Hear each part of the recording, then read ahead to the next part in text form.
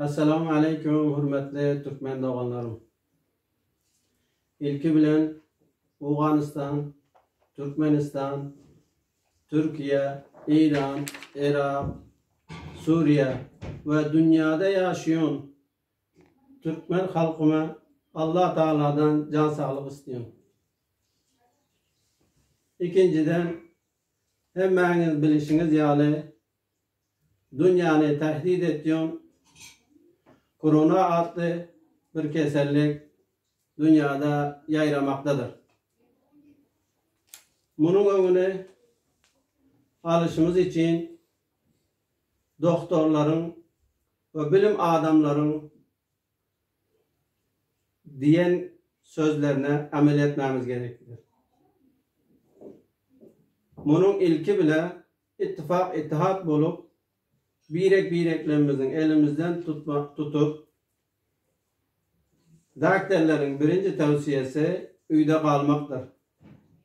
Türkmen halkımız Allah'a şükür ki ilimli ve bilimlidirler. Böyle bir dünyanı tehdit eden keserlikleri yenmeye hazırdırlar. Ve bunu hem uyda kalıp yenerler. Bu fırsattan istifade edip Türkiye'de Afgan Türkmenlerimizin ve Türkiye'de yaşayan Türkmenistanlı doğanlarımızın bu sebepten alamdan gidenini eşitip çok üzüldüm. Ve özüme oradaki doğanlarıma özüme onların gamına şarik bilip onların maşgalalarına, çağalarına can sağlık istiyorum.